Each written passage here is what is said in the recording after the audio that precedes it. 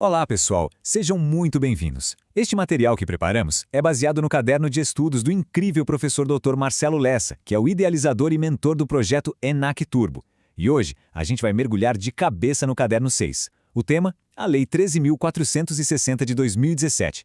Basicamente a lei que é a espinha dorsal da proteção de todos nós, usuários de serviços públicos. Entender essa lei é simplesmente fundamental, e nós vamos mostrar direitinho por quê.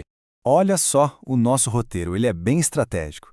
A gente começa com o básico, os fundamentos da lei do usuário, depois a gente avança para os direitos e os princípios e, em seguida, vamos ver as ferramentas que a gente tem na prática para se proteger.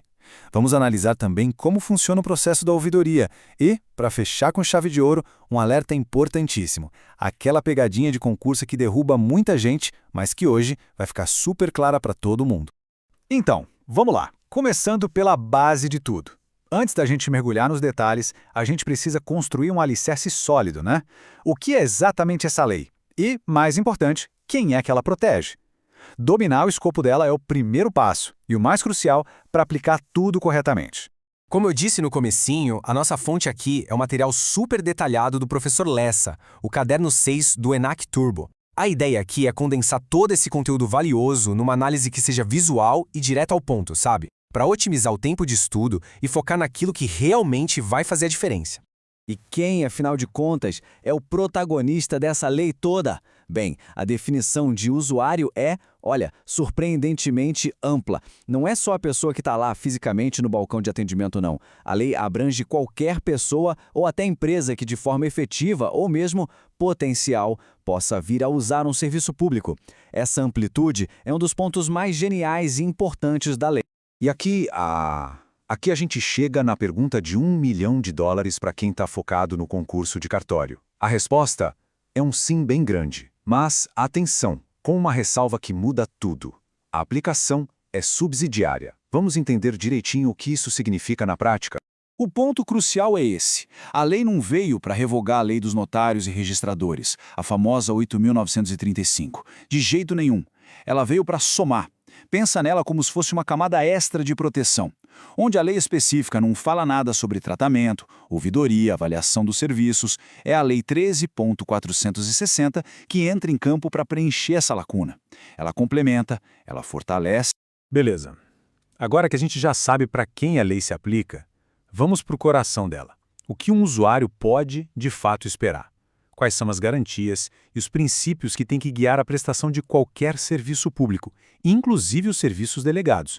O ponto aqui é uma verdadeira virada de chave, uma mudança de paradigma. O Estado e seus delegados agora partem de 4 premissas que são fundamentais: tratar todo mundo com urbanidade, garantir a acessibilidade, simplificar os processos e, o mais impactante de todos, presumir a boa-fé do usuário. Isso inverte completamente a lógica antiga, onde o cidadão tinha que ficar o tempo todo provando que estava agindo certo. E essa balança aqui ilustra um ponto essencial. A relação é uma via de mão dupla. A lei garante direitos super importantes, como essa presunção de boa-fé. Mas, em contrapartida, ela também exige deveres do usuário, como, por exemplo, fornecer informações verdadeiras e usar o serviço do jeito certo. É uma relação de equilíbrio, de responsabilidade mútua. Certo? Mas como é que esses direitos se tornam realidade no dia a dia? A lei não fica só na teoria, não. Ela cria instrumentos práticos para garantir transparência e qualidade. Vamos analisar agora a principal ferramenta que ela nos dá. Pensa na carta de serviços como um contrato público mesmo, um compromisso formalizado. É o órgão público ou cartório dizendo em voz alta e bom som: olha, esses são os serviços que eu ofereço, é disso que se precisa para ter acesso a eles e este é o padrão de qualidade que eu me comprometo a entregar. É preto no branco. E esse compromisso tem que ser bem detalhado, viu? Não adianta só dizer que faz escrituras. A carta precisa listar todos os serviços, os documentos que precisa levar, as etapas do processo e um ponto fundamental para a prova: o prazo máximo para prestação daquele serviço. Tudo isso tem que estar visível, caro e acessível para todo mundo. Mas e se o serviço não cumpriu o que foi prometido lá na carta? O que acontece? Bom, a lei estabelece um canal oficial para a gente dar nosso feedback, seja para reclamar, para dar uma sugestão ou até para elogiar, a ouvidoria. Vamos ver como é que ela funciona.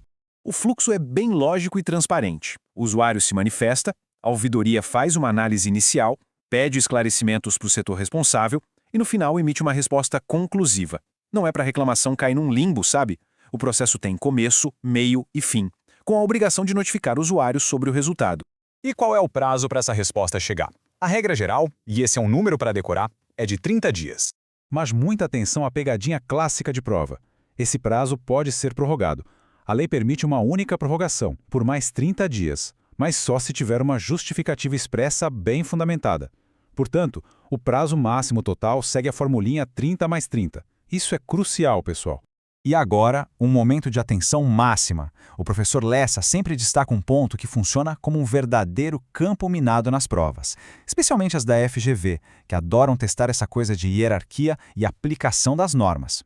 A pergunta que a banca ama fazer, de várias formas diferentes, é basicamente esta. Com a chegada da lei do usuário, as normas das corregedorias, os provimentos do CNJ, tudo isso perde a validade? Uma lei geral que veio depois revoga uma norma especial que já existia? A resposta é um categórico não. As leis não se anulam nesse caso. O conceito jurídico que resolve essa charada é o diálogo das fontes, uma teoria super elegante e, como a gente vai ver, bem lógica e focada sempre na máxima proteção. Em vez de um conflito, as leis conversam entre si. A norma mais nova e geral não apaga a norma mais antiga e específica. Elas coexistem. A Lei 13.460 serve para ampliar a proteção. Se uma norma da corregedoria já for mais protetiva ao usuário, ótimo, ela prevalece. Agora, se a lei do usuário trouxer uma proteção nova que não estava prevista na norma específica, ela se aplica. O objetivo é sempre o mesmo, a máxima efetividade e proteção para o cidadão. E para resumir tudo isso, essa citação do professor Lessa é perfeita. No fim das contas, leis, artigos, princípios, tudo se resume a isso. A qualidade da interação ali no balcão. É ali, no atendimento direto, que a cidadania se concretiza ou se frustra. A excelência técnica tem que andar de mãos dadas com excelência no tratamento. E fica aqui essa reflexão final. Memorizar os artigos, é claro, essencial para a aprovação. Mas compreender o espírito da lei, o propósito por trás dela, é o que de fato diferencia um aprovado de um delegatário de excelência, aquele que verdadeiramente causa um impacto positivo na sua comunidade. Este material foi produzido a partir do conteúdo do projeto ENAC Turbo, sob a autoria e orientação do professor Dr. Marcelo Lessa. Se esse conteúdo ajudou, não esqueça de se inscrever no canal e ativar o sininho das notificações. Assim, a plataforma te avisa imediatamente assim que o próximo resumo for liberado. Até a próxima!